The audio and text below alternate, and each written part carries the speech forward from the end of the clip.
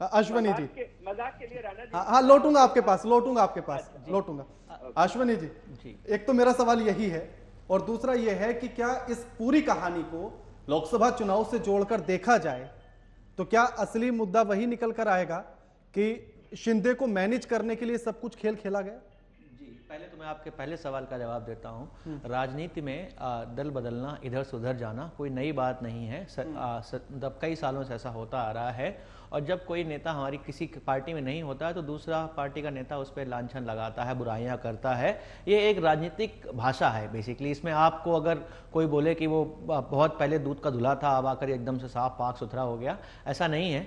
आदमी राजनीति में अपने जो है फायदे देखता है, अपने पर्सनल फायदे देखता है या अपने उन वोटर्स के फायदे देता है जिनको वो रिप्रेजेंट कर रहा है। ये कॉमन अंडरस्टैंडिंग होती है राजनीति में। अगर बीजेपी कुछ आइडियोलॉजी है तो बीजेपी के जो वोटर्स हैं, बीजेपी अगर किसी के साथ कोalition करेगी तो अपने आइडियोलॉजी, अपने वोटर्स को खुश करने के लिए करेगी। वही काम अजीत पवार करेंगे, वही काम शिंदे जी भी करेंगे। तो ये कह देना कि कोई पहले गलत था, आप सही है, आप सही था पहले गलत, पहले सही था आप गलत हो गया है, ये दोनों बातों में विश्वास नहीं रखता। राजनीति में ऐसा होता रहता है। रही बात 2024 के लिए, बीजेपी 2024 के लिए साम दाम दंड भेद हर तरीके से तैयार हो रही है। बीजेपी को जहां पर भी जैसे भी बढ़त करने का तरीका, बढ़त बनाने का मौका मिलेगा, मेरा ये मानना है कि राजीव गांधी के 414 का जो रिकॉर्ड था, हो सकता है बीजेपी उससे ज्यादा सीट लाने की कोशिश में हो, और उसके लिए जो भी तरीके से, जो भी कोलिशन करने पड़े, जो भी पार्टियों के साथ जोड़ना पड़े, जो जोड़ तोड़ करनी पड़े, जो जनता को खुश रखना पड़े, चाहे वो काम करने पड़े, अपने काम गिनाने पड़े या वादे करने पड़े, वो सब कुछ बीजेपी करेगी। और राजनीति में ये सब जायज भी है। इसमें हम उसको अगर बोल दें कि बीजेपी गलत कर रही है,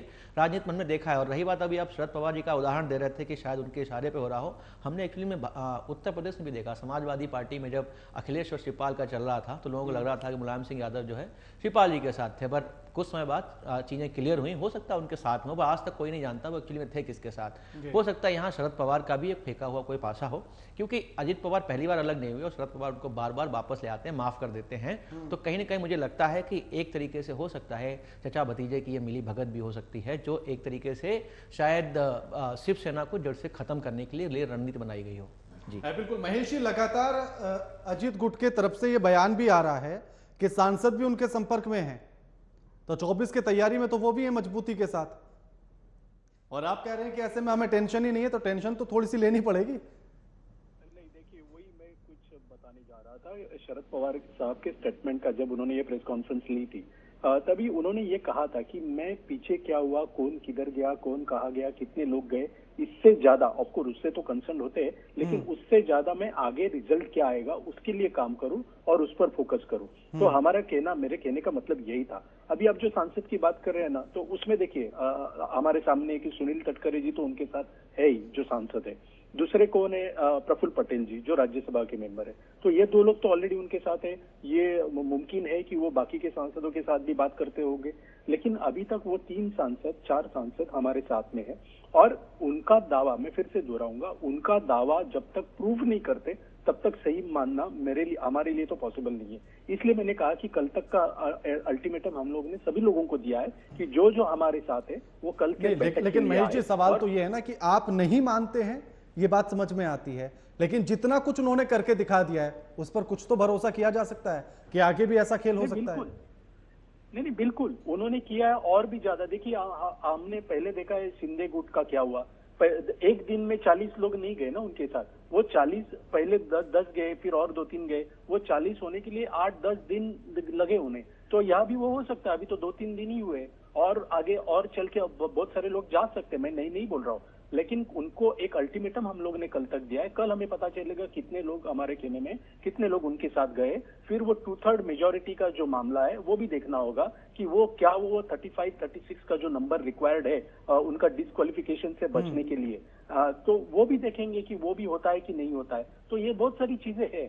तो अगर आप सोचिए, अगर वो 35 नहीं बना सकते, उनके 30 भी अगर बने, फिर भी उनके ऊपर डिस्क्वालीफाई होने का खतरा मंडरा रहा है। अभी आज मैं वही बात अभी थोड़ी देर पहले कहने जा रहा था कि शिंदे गुट का 10 तारीख तक रिजल्ट आएगा। शायद उनका डिस्क्वालिफिकेशन होगा, और अगर उनका डिस्क्वालिफिकेशन होगा तो ये अजित पवार और उनके गुट के लिए ये बहुत बड़ा सबक होगा। और मैं वही कहने जा रहा था कि शायद बीजेपी ने अजित पवार और उनके साथ इतने लोगों को इसलिए साथ में लिया होगा कि अगर शिंदे गुट को कुछ प्रॉब्लम होता है और उनका डिस्क्वालिफिकेशन हो जाता है तो सरकार कोलैप्स न हो, तभी हमें किसी की सपोर्ट की जरूरत है, इसलिए शायद ये लोग उनके साथ होंगे। ये मेरा अनुमान है।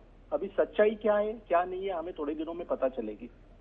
नहीं, ये तो आपने अनुमान लगा लिया और ये अनुमान ज्यादातर लोग लगा रहे हैं, लेकिन पार्टी के भीतर आप क्या कुछ कहानी बुन रहे हैं या फिर आगे की रणनीति क्या तैयार कर रहे हैं? क्योंकि एक तरह से तो खोखली हो गई है पार्टी। अगर 40 विधायक उनके साथ हैं तो 13 विधायक आपके पास बचे। हाँ, अगर 40 उनके पास है तो आपकी बात सही है कि हमारे पार्टी को वो बहुत बड़ा झटका क्योंकि दावा तो लगातार यही है, दावा तो यही है। मैं वही बोल रहा हूँ, नहीं मैं वही बोल रहा हूँ, अगर है तो सही बात है, अगर नहीं है तो फिर क्या है, ये अलग बात है। लेकिन ऐसे मान के चलते हैं कि 40 लोग उनके साथ है ये कॉन्वर्सेशन के लिए, तो उसमें देखिए हम वही बोल रहे हैं कि शरद पवार साहब भी लगातार वही कह रहे हैं कि जो गए वो गए, आगे क्या करना चाहिए उस पर फोकस करना लेकिन नहीं, चाहिए। इसके आधार पर उन्होंने तो कहा है ना कि जिस तरह से शरद पवार ने कल भी शक्ति प्रदर्शन किया, तो शक्ति तो अजित के साथ है, वो तो प्रदर्शन ही कर रहे हैं बस। नहीं सुनिए, शक्ति अजित पवार साहब के साथ है, वो विधायकों की है। हम पार्टी की बात करें, पार्टी का विधायक ही पूरी पार्टी नहीं होते। पार्टी में संगठन होता है, संगठन में पदाधिकारी होते हैं, कार्यकर्ता होते हैं, और जनता सबसे बड़ी बात होती है। तो शरद पवार जी का सबसे बड़ा भरोसा जो है वो पार्टी के संगठन पर और जनता पर है, और उन्होंने यही कहा है कि मैं अभी महाराष्ट्र के दौरे करना शुरू करने वाला हूं और सब जनता में स्ट्रेट जाऊंगा और उनको बताऊंगा और उनको उनके जो प्रॉब्लम्स है वो सॉल्व करने की कोशिश करूंगा। और क्या हो रहा है जनता देखती है। देखिए आपको तो पता है, आप जैसे बहुत सारे न्यूज चैनल्स है जो क्या हो रहा है, आपने अभी बहुत अच्छा विश्लेषण किया जब भी आपने ये शुरू किया ये डिबेट को, तो ये विश्लेषण आपके राय आपके मत जनता देखती है। सभी पार्टियों के प्रवक्ता आते अपने अपने मत रखते हैं, वो भी जनता देखती है, और जनता समझदार होती है, जनता को मालूम है क्या सही है क्या गलत है। अभी आपने थोड़ी देर पहले एक मुद्दा निकाला था यहाँ पर भ्रष्टाचारी होने का राष्ट्रवादी के, मैं ये बात करके मैं रुकता हूँ। यहाँ पर देखिए मुझे जनता को, बीजेपी को जनता को जवाब देने होंगे, दो जवाब देने होंगे। एक, इतने दिन जिस अजित पवार और उनके साथियों पर बीजेपी भ्रष्टाचारी होने के आरोप कर रही थी, खुद प्रधानमंत्री जी ने अभी जो आरोप किया वो आरोप झूठे थे क्या? अगर वो आरोप झूठे हैं ऐसे बीजेपी बोल रही है तो उनको जनता को जवाब देना पड़ेगा कि क्यों झूठे आरोप किए। अगर वो कहते हैं कि नहीं वो झूठे नहीं थे वो सही आरोप थे, तो फिर भी जवाब देना पड़ेगा कि आरोप सही थे, वो भ्रष्टाचारी थे, तो उनके साथ आप सरकार में क्यों बैठे। हाँ ठीक है वैभव जी, आप इस बात पर यकीन कैसे करेंगे कि जो अपनों के नहीं हुए वो आपके हो जाएंगे? अगर शिंदे उद्धव ठाकरे के नहीं होते हैं, अजित पवार शरद पवार के नहीं होते हैं, तो आपके होकर रहेंगे? देखिए ऐसा है कि राजनीति में अपॉर्चुनिज्म होता है, राजनीति में मौका परस्ती होती है, इसमें कोई दो राय नहीं है। हर आदमी दूसरे इंसान के तरह नहीं होता है, तो इसमें मैं महेश जी की तरह नहीं हूं और महेश जी मेरी तरह नहीं है, बहुत फर्क है।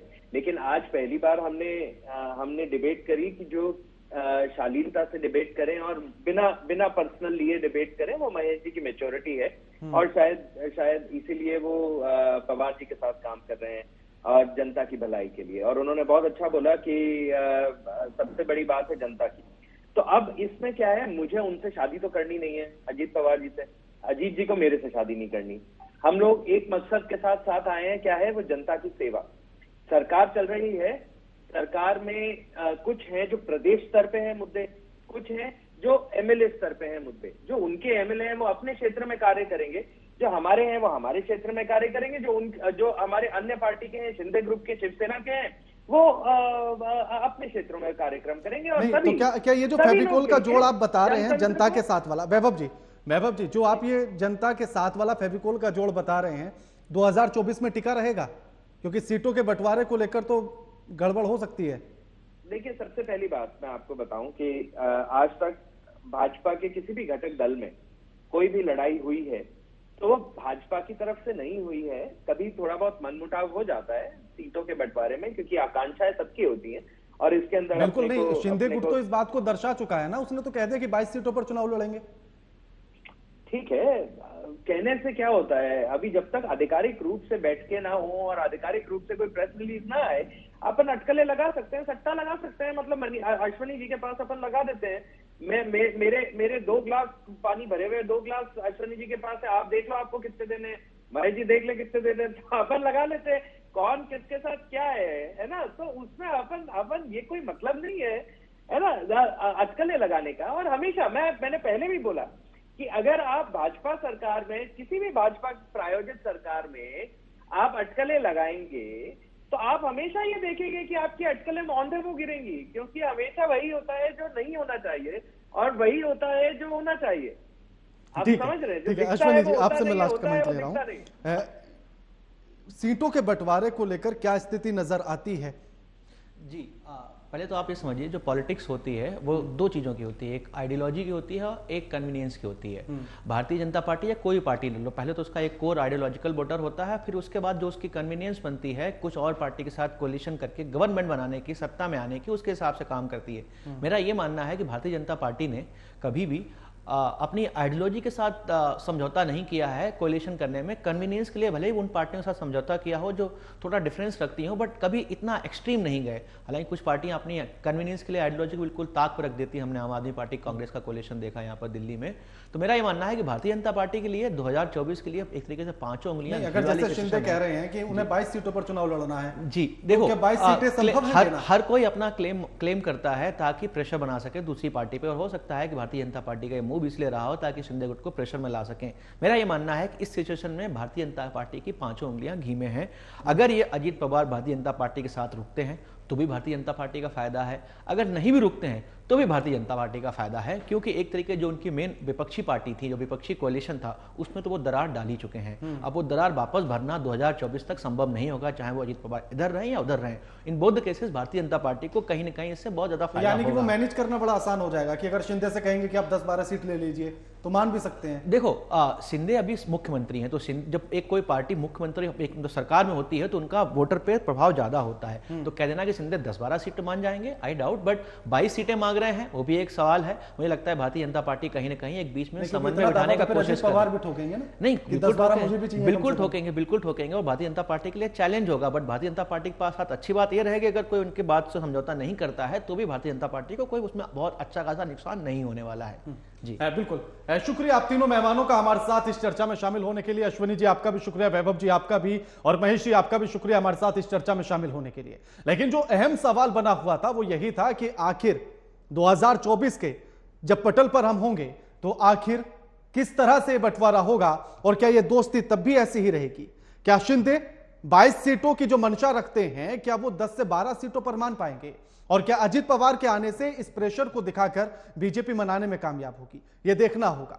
फिलहाल इतना ही। लगातार खबरों के लिए न्यूज वॉच इंडिया देखते रहिए। नमस्कार।